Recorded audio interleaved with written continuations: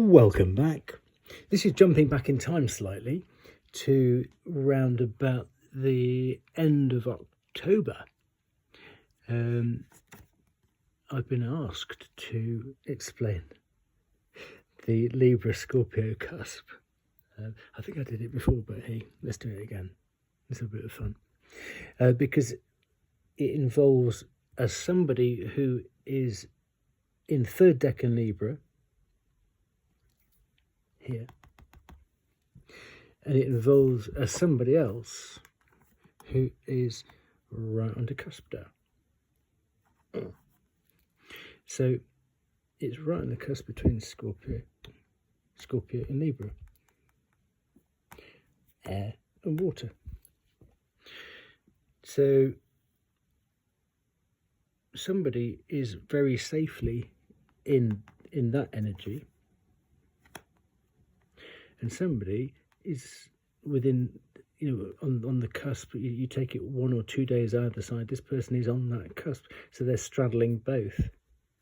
So it's interesting to see how somebody who would say is like a purist of that decan would intermingle with somebody who's straddling it with the next one, because the other person would be coming from this, so it's the decan before, which is the second decan Libra, and you can see the progress. Okay, so let's just give the dates to start off with. Second decan Libra,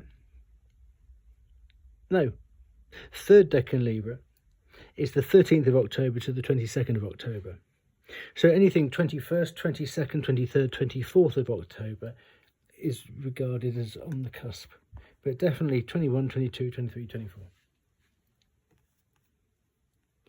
So anything from the 13th onwards up until about the 21st is actually considered within the sign, and that's where they've come from. But let's get rid of that for now. The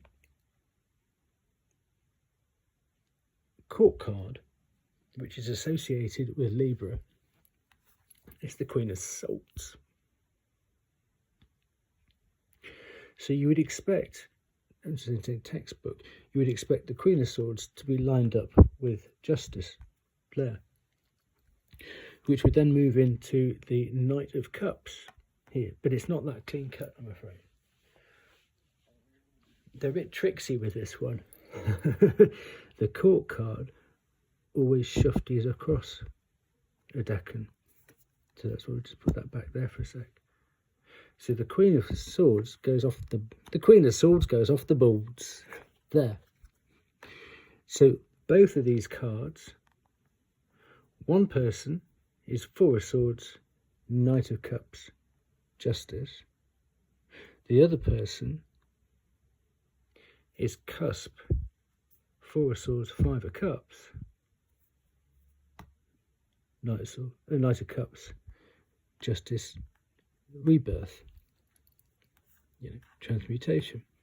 No, that's sad. Sorry, that's the whole other thing. So that's me. To about myself there. Rebirth. Yeah.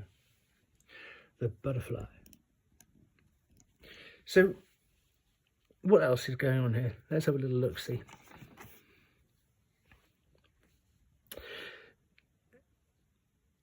The secondary planet, or the planet for Libra is Venus. The planet for Scorpio is Pluto. But we don't need to know that here. What we need to know is the secondary planet, or the planet that assists the major planet, which changes with the decans. Because if you imagine, there are three. Sugar's done it wrong. Let's just go that way a sec. There are 3 decans to Libra. The first decan will have a certain planet as its secondary planet to Venus, and that one, and that one. So each decan has its secondary planet, and it's just as important as the actual decan card. So what we have is the Four of Swords has Jupiter, the expansiveness of Jupiter. So the Four of Swords, so if you think about it, how restorative a rest is it expands. So you've both got that, but whoever's on the cusp here on the 21st, the Five of Cups has Mars. Now the Mars person might be a little bit combative towards the expansions of the Jupiter secondary planet, if you see what I mean. So it's not just what's going on up here or here. Now, what I'm looking at here is this person might, however it spins out, might feel a little bit attacked, a little bit put upon by the expansiveness. There can be a certain intolerance to that, because they just want to enjoy their own journey. Hey, look at me, I'm all right, Jack.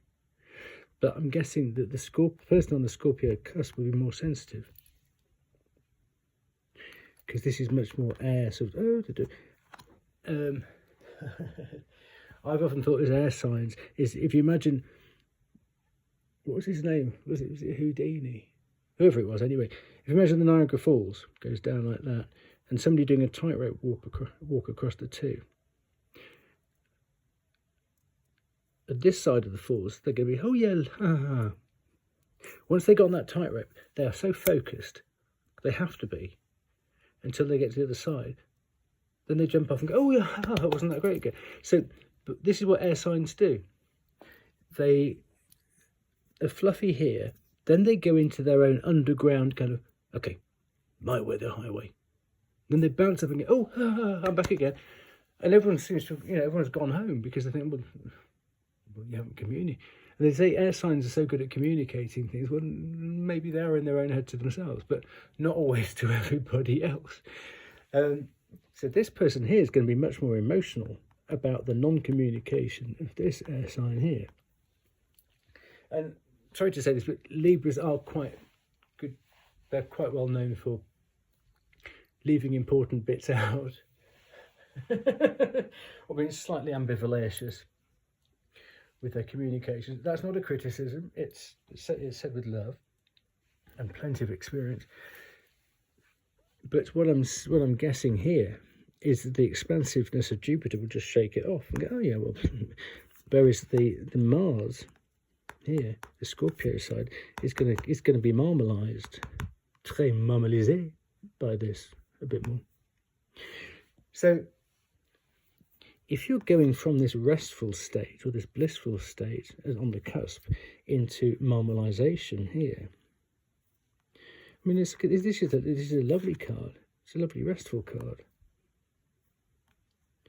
But we know all about that now, don't we? So let's just focus on that. What's going on in that card? Well, you're at a festival. You go into the beer tent. Your mates are over here. And you go and bought 5 pints of beer. And you come over the bridge, you go, la, la, la, la, and you kicked your foot on a rock and you've dropped, and you go, oh, and you just dropped 3 pints of light. You think, oh, God, is today going to get any worse? I mean, it could do. Don't tempt the universe to make it any worse than it already is. But so, what do? Are you going to stand there all day and go, oh, woe is me, the world's going to end, the sky's going to fall, I've lost 3 pints of beer, miseria una lavanderia. How long is it going to take you to realise, well, I had 5, hang on, I'm looking at 3 on the floor, 3 down here. My basic math says me there's 2 left somewhere. Oh, I'll pop them down here. So actually, you still got 2 in their full form. But hang on a minute, you've only dropped the beer. You've still got the cups. So why not hurry yourself along here, back over the bridge, go there, fill them up, and then you can reach up. Be careful of the rock on your way back. But how long is this going to be? Just like a little side alley, or is it going to be a whole sort of 2-week holiday in this black cloak mentality with the grey sky? A lot of these other cards, they're so light and bright. And so are you predisposed to go into sort of catastrophizing stuff? This is just a question. But if this can help you find a way, actually, it's not that bad. If you can actually change your default, it's the end of the world, to, I know it looks bad, but there will be a way out of this, I've just got to find it. That's half the job done. Yeah? Potato, potato. Tomato, well, here he's, no, yeah, well, there you go. So, how soon do we get a bit of, well, how soon do we let the sunshine into this card? Because anybody born on this cusp almost has like an impending doom kind of a feeling, almost about any changes that their partner might be doing over here. Be like, oh God, they do. Oh, he's bought another magazine. He's going to want to he's going to want to extend the shed. Help. Do you see what I mean? Can you see how that mood switches right there? Okay. So this is just, it's a little bit of help for the person who's on the cusp here. Teetering on the edge of that. Having had that. I hope this is a bit of help, bit of fun. You see, you're going to be much more into dealing with the changes. Because you've had the stability of the Libra. And it's almost like you've had enough of that. They're expanding on you, but you've got your own changes to make. So you've got change there, and then their expansions there. So it's almost, you've got to have eyes in the back of your head, and you're knackered. You're tired from it. You're dealing with your own umptiness, aren't you? You got your own ujit on the boil. So it feels like you're doing twice as much work as the other person with that going on here, and possibly predisposed to feeling like that about it. So how do we get you feeling, get out of that feeling? Well, here's a shortcut.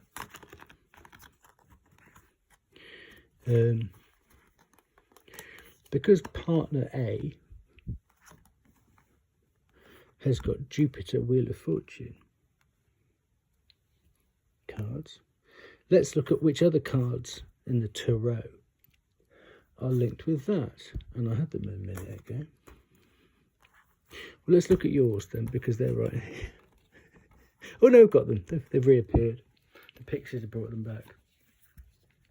The Wheel of Fortune cards are the Two of Pentacles, the Six of Swords, Six of Wands, sorry, the Eight of Swords, and the Nine of Cups. All these cards here have Jupiter as their secondary planet. So if you can find some other ways to connect with your partner through your understanding of these cards, I don't want to make this video too long going into the explanation of all these cards, but you can let me know if you would like me to go into that a little bit more.